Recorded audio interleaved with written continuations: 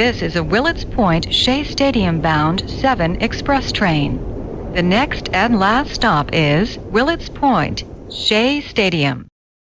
Oh, yes, it is the Subway to Shea podcast. Anthony Rivera here with you, talking about all the news and happenings surrounding that team from Queens, the New York Mets. Episode 156 from the Subway to Shea studios in my office. Make sure you are following the Subway to Shea podcast on X, Instagram, and TikTok at Subway to Shea. You can follow me on X at Ant Rivera 86 and subscribe on Apple Podcasts, Spotify, and YouTube.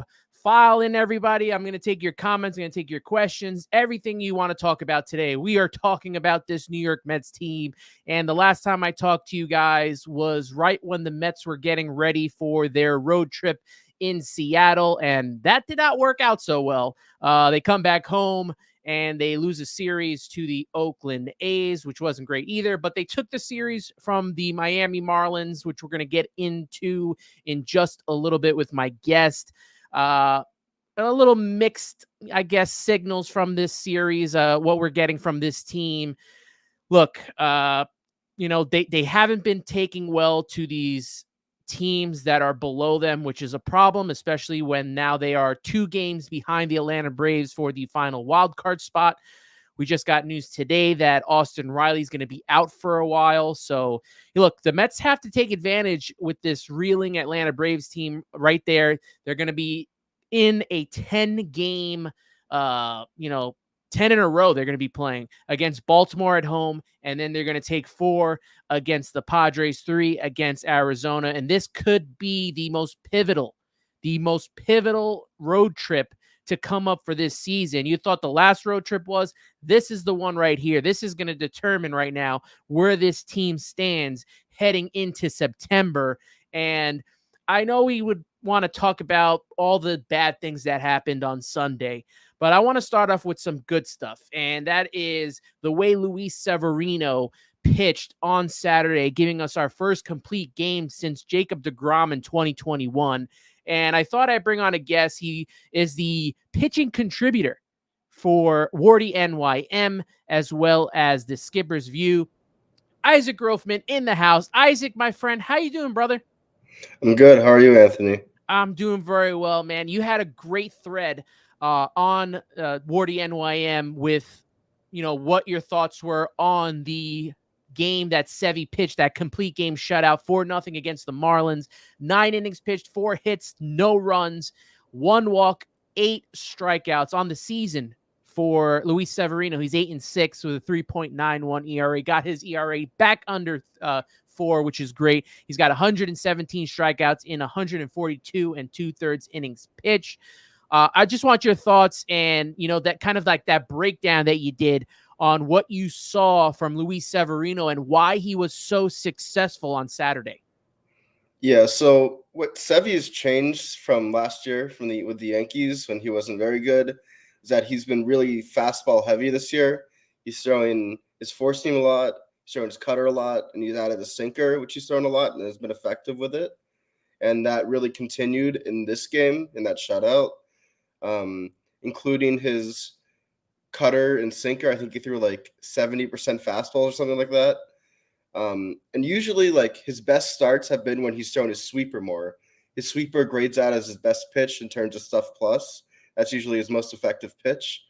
But today he took advantage of a depleted Marlins lineup. They couldn't catch up to that fastball. He used his cutter really well. He commanded his cutter really well. And he used his sinker when he needed ground balls. He did a really good job at limiting soft contact, which helped him get that length and go that far. And it definitely helped that he had like 2 innings where he only threw like 5 pitches. That's what probably propelled him to be able to go this long. But the emotion that he showed in the 9th inning, just talking to Mendoza, and then after he got the last out, it's something that we've missed in this Mets team since last year, and it's really fun to see. Yeah, it's something that we've missed from this Mets team. And we mentioned, since 2021, Jacob deGrom was the last person to throw a complete game shutout. Not only for the Mets, but I think for Sevy as well. That raw emotion of everything that he's been through since 2018, where I think he had won 19 games. But since then, it's been injuries, it's been struggles, and he's already over, I think, his his innings from that time. Just to see him get through this, and the fact that Carlos Mendoza had that confidence in him, because I thought he was coming out. I thought he was going to come out in the 8th at a certain point. Let him finish the inning, and I said, all right, they'll go with the 9th. And probably we'll see Edwin Diaz, but let him come out to the 9th and let him finish and get over, was it 113 pitches almost? To see that and to see that Mendy has had the confidence. He's done it multiple times this season. He did it with Jose Quintana. He's done it with Sean Manaea. Just to see that in a kind of a new pitching world that we're seeing, where pitchers are really only going, 5, 6 innings. This is great to see from Carlos Mendoza, who's kind of not only blending the numbers, but blending feel in what's going on. Yeah, for sure. I definitely thought he was coming out after the 8th inning as well. And then after he hit Berger in the first pitch in the 9th inning, I was like, oh yeah, there's no way they're letting him stay in. Not only because it's a new pitching environment in the world we're in, but also because he's far surpassed his innings limit for the last 2 years. But I mean, that's just a manager who really knows his players well. He understood that it would mean a lot to him, to Sevy, and he let him do it, and it worked out. So it's awesome to see. Shout out to everyone in the chat here. We got 61 people in the room right now. Daniel Caps, Chris Ferrero, Carlos Ortiz, got Maureen in here, Douglas Barnes. Chris Ferrero says, he hopes Sevy is able to hold up. We mentioned the innings that he's over here. So is there any concern, do you see, with Sevy going the rest of the way? I mean, he's got maybe 3 or 4 starts left for this season. Do you see any concern? And there's a possibility, obviously, that the Mets could get that final wild card spot and be a playoff, and he'll have to pitch, maybe 1 or 2 more as they go along. So are there any concerns do you see from maybe his mechanics or him getting tired and slowing down? No, like the biggest indicator of that would be his velocity, and his velocity is not changed at all. It's right in line with what it's been for the entire year. He hit his fastest pitch was on his 104th pitch in that game at 98.6. So in terms of that, no, obviously I have no idea what he feels in his body, but in terms of mechanics, everything looks fine. The fact that he's throwing a sinker more often, that might put less stress on his arm, not only because if he's getting ground balls to that pitch, he's throwing less pitches, but also it's not as high effort as it would be if he's throwing 4-seamers up in the zone for the entire game. That might help him as we get down the stretch. But yeah, if you're going to want him to be the guy that starts the first game of a wild card series, and I think he can do that, and I think he's shown that. I mean, he has pitched a lot of innings in his past, like in 2018. It's been a lot of years. That's the concern. But he's done it in the past. It's not like he's never done that. So I'm not that concerned about that. Yeah, he hasn't done it in a couple of years, and the fact that we've just seen such a change in baseball where they're really, I don't know if babysitting is the right word, but they're really watching how many pitches these guys throw, how many innings. So we don't see this as much. So great to see Sevy not only complete game shutout, but he's pitched a couple of games this season where he's gone through 8 innings. And, it's great to see in such a time where, you don't really see that much from pitchers, and especially starting pitchers these days. And you look at the rest of this series, really got really good starting pitching this whole entire weekend against the Marlins. You look at Sean Manaea, the Mets won that game 7-3, 7 innings pitched, 5 hits. He gave up 3 earned runs, only 1 walk, and 4 strikeouts. He's 9-5 on the season, a 3.46 ERA for him. And, Mendy praised him, for attacking the opposing hitters. You're talking about limiting the amount of pitches you're throwing, getting those short innings like Sevy did with that 5-pitch inning. We've seen some of that from Sean Manaea as well. And the fact that he's not nibbling attacking opposing hitters, limiting walks. What have you seen and liked from Sean Manaea over the last, 4 or 5 starts, with that outlier being the Seattle game? But he's pitched very well to start this, I guess, second half of the season. Yeah, for sure. He's made a lot of changes this year, and that started last year with the Giants, where he gained like 4 or 5 miles per hour of velocity after he went the drive line. He added a sweeper, which has been a really good pitch for him. And I remember in a few starts ago against the Cardinals, he literally only threw fastballs and sweepers, only 2 pitches for the entire game. He didn't do that quite in this start, but that's what's been so good for him. That fastball, it's a 2-seamer, but he throws it up in the zone, and he's able to do that since he has such a low arm angle. It starts low, ends up high, and it's very hard for people to hit. And it's also good because it's his 2-seamer, so it can still get soft contact. So that can help him. He can really attack hitters with that. And he has that nasty sweeper he can throw to both sides. His changeup's been hit hard, so he stopped throwing that a lot. But yeah, definitely great start for him. Yeah, him using that sweeper, since he learned it so well in San Francisco and with the using drive line and all that stuff, has really made a difference from him, whether he's starting or relieving. It's great to see his evolution. And, I would assume that Sevy as well as Sean Manaea are in line for a pretty good pay bump when it comes to the offseason. I assume that Sean Manaea is going to, opt out of the contract, especially with the season he's having. But, I would hope that the Mets would pick up at least one of these guys. If you had the opportunity as GM to pick one of them, you only can take one. Are you taking Sean Manaea or are you taking Luis Severino in the offseason? It would have to be Severino, just because Severino, you got to look at the ceilings for those kind of people. At a ceiling, Manaea is probably a really good 3-starter, but Sevy's ceiling is an ace. So again, it all depends on the money and the length of the contracts. But yeah, if it was the same amount of money, same contract, I would definitely go with Sevy. But Manaea is definitely a guy I would like back next year. You look at Paul Blackburn, who the Mets got from the Oakland A's a couple of weeks ago. They lost 3-2, but he pitched very well. 6 innings pitched, 4 hits, 1 earned run, 1 walk, and 4 strikeouts. But, he had that struggle against the A's in that first game at Citi Field. What did you see differently from him from that game against the A's to that game against the Marlins on Sunday? Yeah, so in the past week, Blackburn has changed a lot since he's come to the Mets. And what's happened is that he's basically stopped throwing his fastballs. Before it was I think he threw 30% fastballs. Now it's 8%.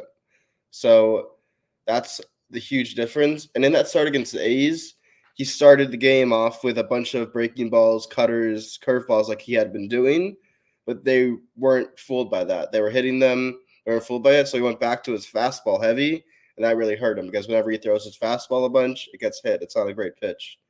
But in his last start, he was the first time he's thrown mostly cutters. I don't remember the exact percentage, but he threw mostly cutters in that start, and he did really well. It makes me think that maybe the A's had some kind of tip on him. I don't know, after being there. Yeah. It seemed similar. He wasn't really doing anything that much different in that start than he did in his last start. So I don't know, but definitely a great rebound.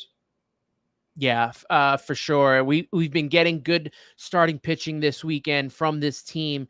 You look at the walks, 3 combined walks from all 3 pitchers. The fact that they are able to do that, and that's something that Mendy has talked about, especially as well as David Stearns talked about during their press conference, in the fact that outside of the starting pitchers, you could look at the bullpen as well, is that they have not been able to limit the walks. And that'll lead me to the next thing, is the bullpen woes and the walks from this team. 475 walks this season, first in the National League and second in Major League Baseball, only behind the Chicago White Sox, who are obviously the worst team in all of baseball, who have 495. Mendy says that there's just too much nibbling going on and they're just not attacking the hitters. I don't know if this is something that Jeremy Hefner can help change or what, but they have not improved whatsoever in trying to limit these walks. What can they do to overcome this? Because this is a very important stretch that this Mets team is on. And when you get into the postseason, you give up walks and you give up home runs, and that's an appetite for destruction. Yeah, for sure. I mean, what I've seen a lot of other fans doing, and the easy answer would just be to blame Hefner, say fire Hefner. But I think it's more than that. I think it's a group of pitchers who, outside of Edwin Diaz, don't have overpowering stuff. So they kind of need to nibble around the zone. Guys like Adam Ottavino or Reed Garrett, stuff like that. If they throw fastballs down the middle, they won't get swing and misses like Edwin Diaz can. They don't have that kind of velocity. So that's probably part of it. I mean, that's something you could have guessed coming into the season because it's a group of pitchers who had some walk issues in the past. It's definitely a concerning thing. It's kind of one of the things preventing this Mets team from going to like around a 500 team to like an above 500 World Series caliber team. Right now, they're a wild card caliber team. If they figure out the walk thing, they'll be a World Series caliber team. Yeah, look, the walks have killed them all season long. We could talk about Jeremy Hefner all day, the philosophy, the strategy, but, it is on these pitchers to get through this. And what we're seeing, like you said, is they just don't have that put away pitch. They'll get the pitch, they'll get them to 0-2 on the count and then work away to 3-2 with all the nibbling and then just unable to finish. That's why you saw 3 walks from Reed Garrett in an inning. And things like that just can't happen, especially when you have guys like Brazaban in there as well, him struggling and throwing all the wild pitches we've been seeing all season. We've been seeing so much wild pitches from these teams as well. So the Mets need to figure out the control issues. They need to figure out a way to get these guys to limit the walks and attack the batters. What's the difference from a guy like, Sevy and Sean Manaea, who will attack these batters, from the guys in the bullpen who you just don't see that from? Yeah, part of that is experience. Manaea and Sevy have been in the league longer than a lot of these guys in the bullpen. They trust their stuff. Sevy throws 98. He can blow a pitch by a hitter in the zone. Manaea has a really unique fastball that he can throw up in the zone. Again, not every pitcher has that in the Mets bullpen, though. So, and there's that lack of confidence because you don't have that kind of stuff. So that's the easy answer. But it's a hard thing. Yeah, absolutely. And, moving from the pitching staff to the, offense and the lineup, we got Starling Marte return yesterday, and you have Brandon Nimmo. As soon as Starling Marte comes back, Brandon Nimmo gets injured, and I don't know the status at the moment. I know Hector was asking in the chat. I know he's not in the lineup today, and if I check the lineup, I saw that, let me see if I can find the lineup here. Andrew Tredenick had posted the lineup, and it was actually the Mets have just posted the lineup too. Francisco Lindor, shortstop, batting first. We got Mark Vientos, who's now cemented himself at third base and batting second. JD Martinez will be batting third. Pete Alonso batting fourth. Starling Marte back out there in right field batting fifth. Jose Iglesias at second base batting sixth. Francisco Alvarez seventh. Tyrone Taylor eighth. And Harrison Bader batting ninth with David Peterson on the mound. You look at Nimmo, who's I think is going to get an MRI. Initially, I thought it was from his swing on Sunday, but he did make that diving catch an inning before. So that seemed to have kind of triggered that injury. You look at Starling Marte, though, and he'll probably be getting some occasional play. Obviously, I feel like they're going to handle him just like they did Jesse Winker and Tyrone Taylor. I think it's just going to be a rotation of these guys. They're not going to play full games. It's probably going to be 6 innings when they're starting, and then they'll switch them out. But it's a way to keep these guys fresh, especially now with Brandon Nimmo out of the lineup. Yeah, and the big concern over Marte in the early part of the season was his defense. His defense really took a step back. It wasn't great in 2022. It was good, but it was serviceable. He has the speed and he has the arm, but a lot of times his decisions in the outfield aren't great. So like you saw, I think it was yesterday, they took him out in the 6th inning as a defensive replacement. They put Bader in, and Bader struck out in the big spot later on. So that's the kind of thing where you wish you had Marte's bat in the lineup. But his defense is a liability. Maybe during his rehab stint, he improved some of that. But that is really going to have to be the balance that Mendoza is going to have to find, balancing the offensive upside with Marte with Bader's great defense and trying to get Taylor in there. So that'll be interesting to see. You know, with having to figure out this lineup without Brandon Nimmo, you look to a guy like Jeff McNeil, who has pretty much been the best hitter this second half of the season. You probably play him out there in the outfield. And, you know, what are your thoughts on the change that you've seen from Jeff McNeil from that first half? He seems more of a pull hitter. He's getting those home runs out there to right field. What are some of the changes that you've seen out of Jeff McNeil come this second half?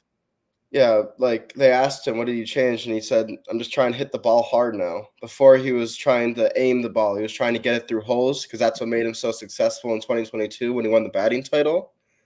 But he just said, go back to basics. See the ball, hit the ball. That's what really propelled him through the minors too. What got him called up when he was in 2018.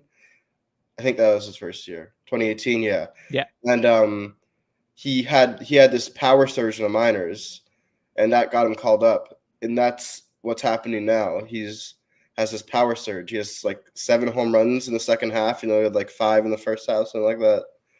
I don't think there's a much different in his swing. I haven't really looked at it, but I think it's just the approach is completely different at the plate. Yeah, Maureen posted here, happy Jeff is hot. Why have him bunt? Let him swing. Same thing that Daniel Caps is saying as well. Jeff is one of our best hitters since the break, and they have him bunt. Look, you know, obviously with no outs, 2 guys on, the whole point was to move the runners over. That's, you know, obviously the basic baseball, you know, get the guy over, try to score him there.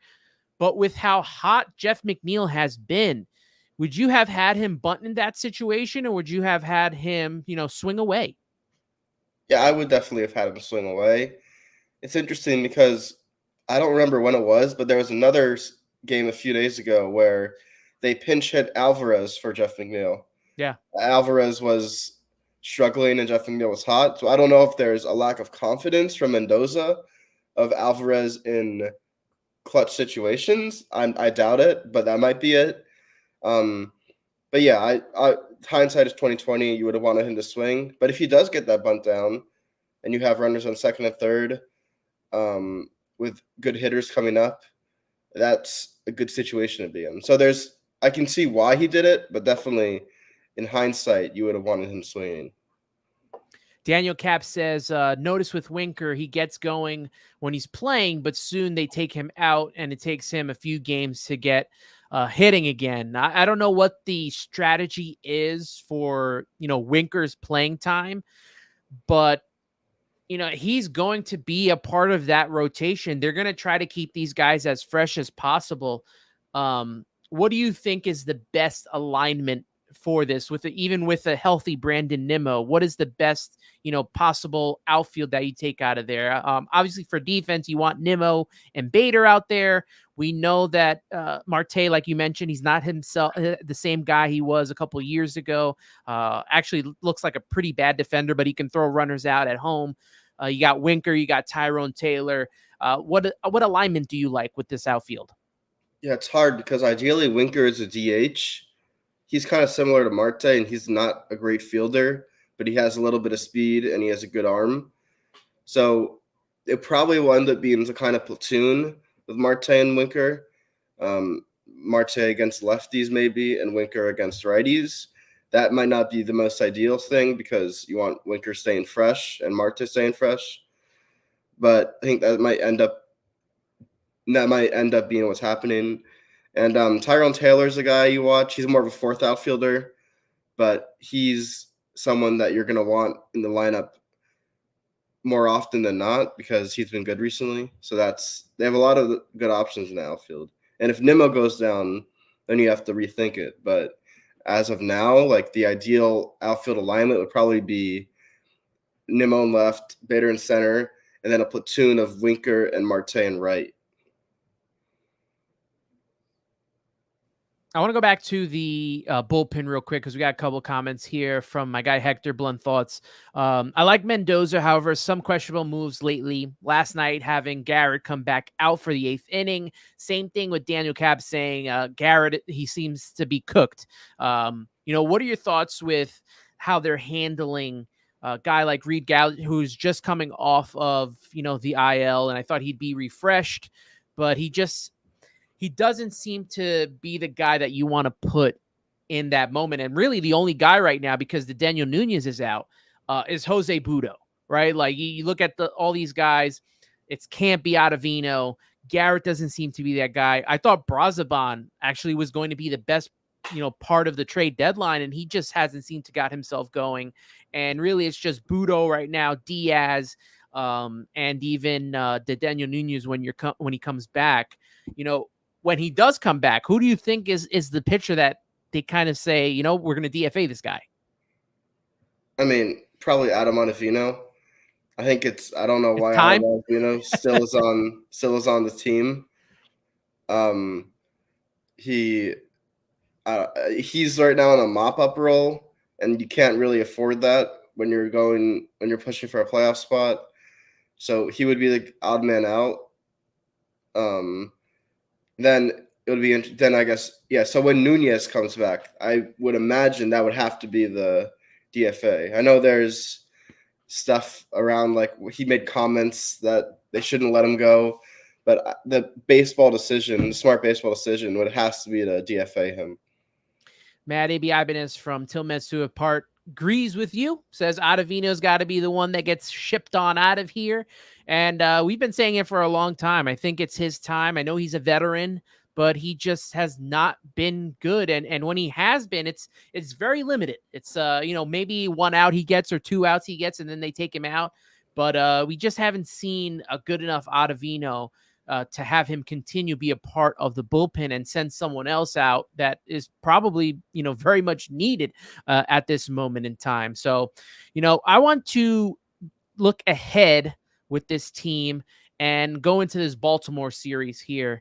And the Mets got a couple of pitching matchups here. David Peterson in game 1, 7-1 with a 3.04 ERA going up against Trevor Rogers, who the Mets obviously were looking into. He's 2-11 with the 4.89 ERA. You have Kramer versus Jose Quintana. Quintana 6-8 with a 4.26 ERA. Kramer 4-9 with a 4.48 ERA. And then you have on Wednesday, Zach Eflin 9-7 with 3.72 ERA going up against Sean Manaea 9-5 with a 3.46 ERA. Now I know coming into this series and seeing what we've seen from this team that you would think, because Baltimore has played so well this season at the top of the AL East with the New York Yankees, that this would be an easy series for the Baltimore Orioles. But I actually think that the starting matchups here and the probables favor the New York Mets. And if the Mets can get the starting pitching that they had and that they got this past weekend, I think they really could make out here. Obviously, it's all going to depend on if they give up walks and how the bullpen and if the Mets offense can, get some runs here. But which of these 3 pitching matchups are you looking forward to the most? I mean, tonight's matchup, Peterson, it's versus Richards, right? Peterson versus Trevor Rogers tonight. Oh, Rogers, right. He struggled a lot, Rogers. He's the guy that you should beat up on. And it's probably the best opportunity in this series to beat up on a pitcher. Because Eflin's a good pitcher. Kramer's not as good, but he has good stuff. But yeah, Rogers, he's had success against the Mets in the past with the Marlins, but he has had an awful season. He's had a really bad start with the Orioles. So he's the guy you really got to get. And Peterson's been very solid. You obviously with the 3.04 ERA, they've won most of the games he's pitched in. So I think tonight you really got to get started on a high note and win, take advantage of Rogers. Yeah. Look, I don't know how you feel, but I know a lot of Met fans kind of waiting for that, other shoe to drop with David Peterson, because we've seen it in the past and how he's been able, but this season, he's been exceptional and has kept this team in games, won most of his starts, even the games that, he does not, play a part in with his record, they've won the games. So what is it that you've seen from David Peterson, the change from previous years that has made him so good this season? Yeah, well, he was coming off a hip injury. And I think he's broke his hip sometime last season. And what that was doing was in his mechanics, it was causing him to fly open early and pitches would miss up and away. He kept missing with his fastball up and away, and that was a big issue. Once he got that hip fixed, he said he felt like so much better. Now he can actually locate that fastball. I think that's the biggest difference. He's able to attack hitters with the fastball, locate it in the zone. The slider's been really good. The changeup's a good pitch. So he has 3 or 4 really solid pitches. And I don't know, like some people were expecting David Peterson to be an ace because he was a first-round pick. But I think this version of David Peterson, kind of like a 3-4 starter, a really good 3-4 starter, is perfect. And like without David Peterson, I don't know where the Mets would be, especially with the Kodai Senga injury. So he's been huge this year. Yeah, look, when you think of David Peterson, especially, this is kind of an audition, right? For guys like Peterson, for guys like Budo. The Mets have to remake their rotation once again next year because Sevy's going to be a free agent. Quintana's a free agent. Sean Manaea is going to opt out probably. So really it's just Kodai Senga and Paul Blackburn. So you're going to need, obviously they're going to go for some type of A-star pitcher, I would assume, whether it's for a trade or at free agency. But you're going to need to rely upon these guys so you're not spending so much money on this, rotation when you got guys like David Peterson doing what they're doing, Jose Budo, what he's doing out of the bullpen and shown that he can start. It's very important for these guys moving forward. And Carlos Ramos agreeing he's riding with Peterson. Chris Ferrero, same thought that I had. He thought he would fall in line with a guy like John Neese and Steven Matz. That's what we thought they were. Not just that they're lefties, they just had the similar outlook where, they would be good for the first couple of innings and then implode. And that's what we've seen from David Peterson in the past. But this season, I mean, he has been so good. And it's very exciting for him to continue with this run. 7-1 right now, 3.04 ERA. When it comes to Jose Quintana, he's a guy that's been struggling this latter part of the season. He had kind of gotten on a run once Francisco Alvarez came back. Those two guys looked to mesh well together as the battery mates. But Jose Quintana has struggled as of late. Now 6-8, 4.26 ERA. He's a guy that also, he doesn't have that put away stuff, right? And he kind of just nibbles, kind of like the guys in the bullpen. So what is Jose Quintana going to have to do against this lineup that the Baltimore Orioles have to, get that advantage? Yeah, I mean, when he went on that run, he was so good. He was throwing his curveball a lot more. And like in one game, he threw his curveball more than 50% of the time. And that curveball works because it kind of just drops straight down and it tunnels well with his fastball, which he throws up in the zone.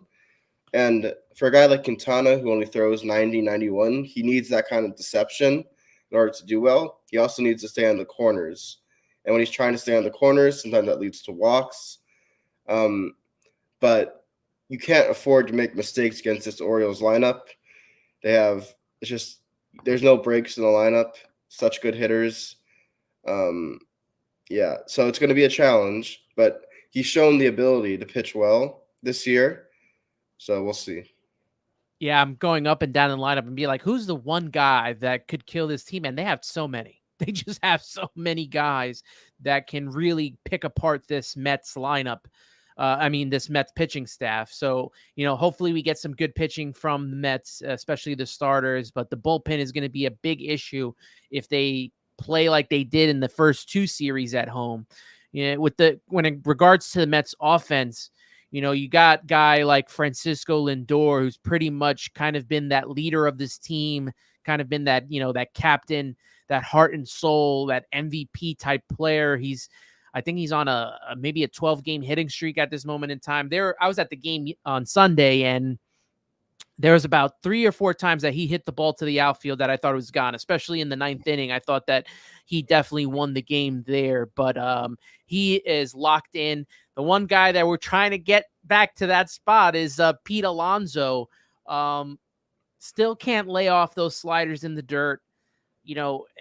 Is there, I don't want to say is there hope, but is there a way that we can get Pete Alonso going? Because when he can carry a team, we've seen it in the past, he could do it. But right now, I don't know if it's the contract. I don't know what's going on in his head, but it's not the same Pete Alonso we've seen in the past. Yeah, we've seen it all year.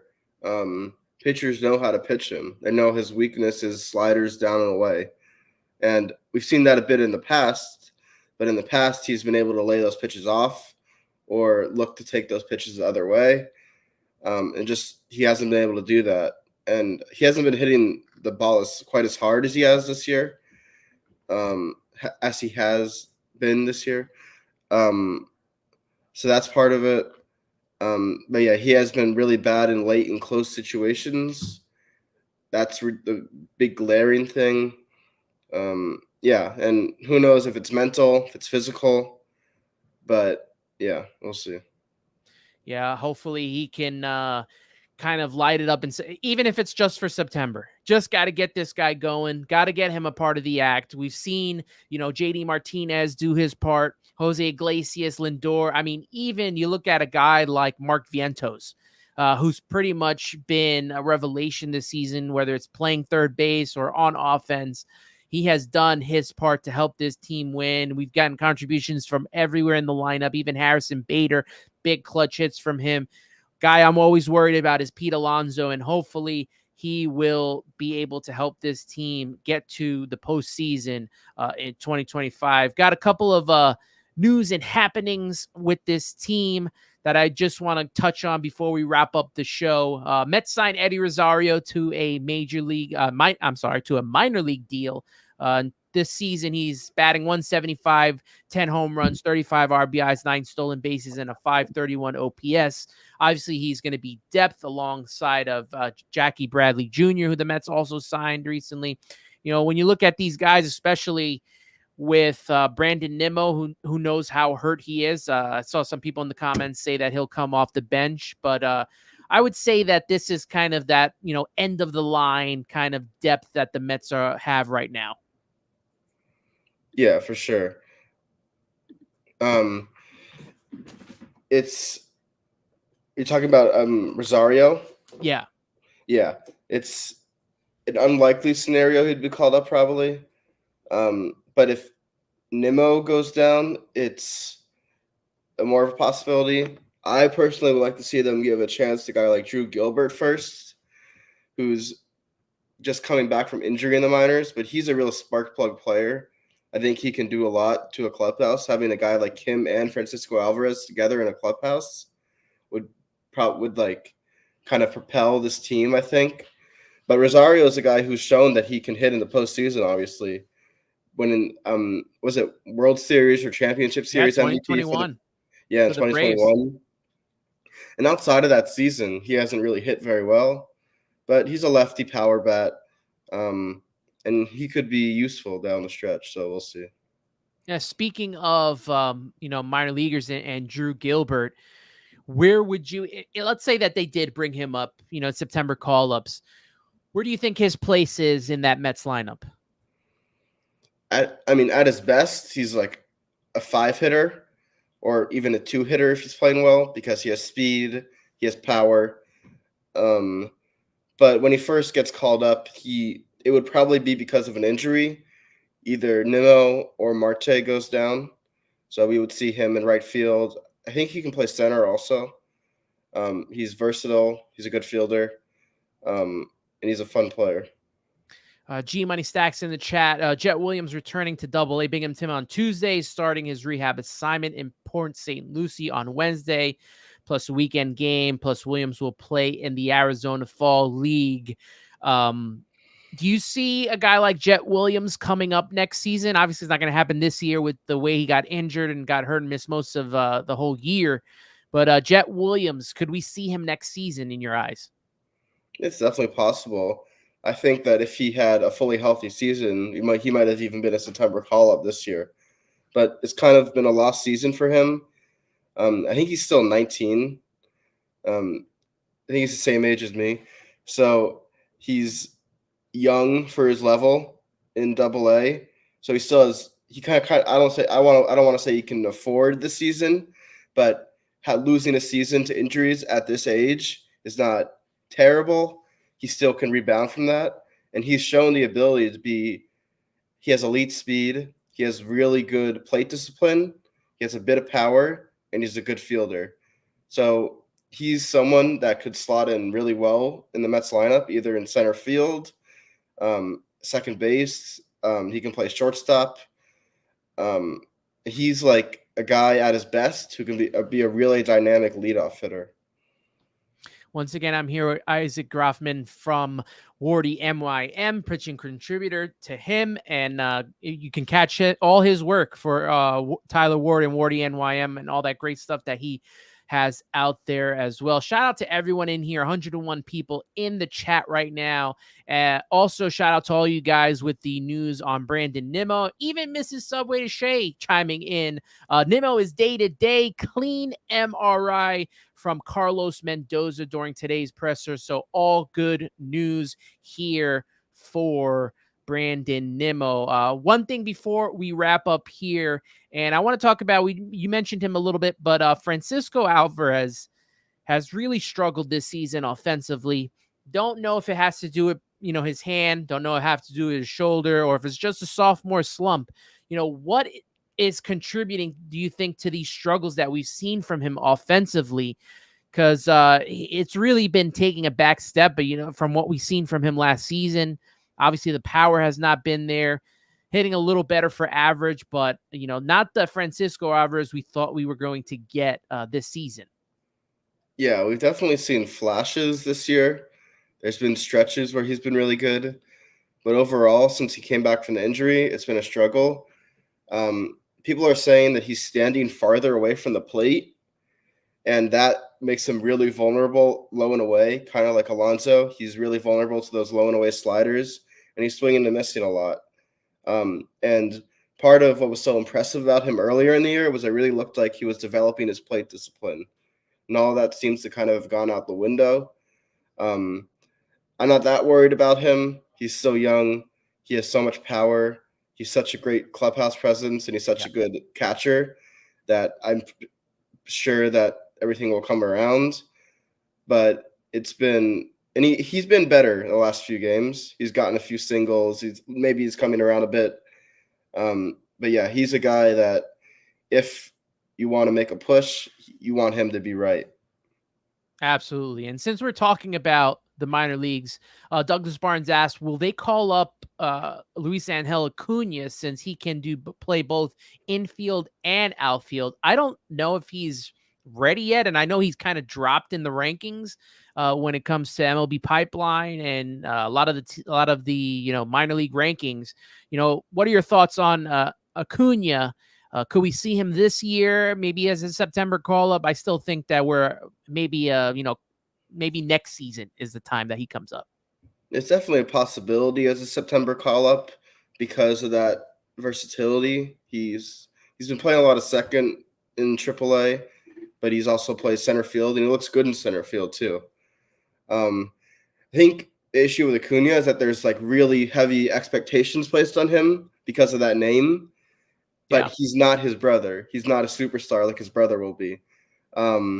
will be a very good MLB player though. He's going to be kind of like a utility guy who can hit well. So yeah, he's definitely a possibility to be called up. For September call-ups, I think you get one pitcher and one hitter. So I would imagine that hitter would be Beatty, or maybe even a veteran like Eddie Rosario. But I'm sure Acuna is in the mix there.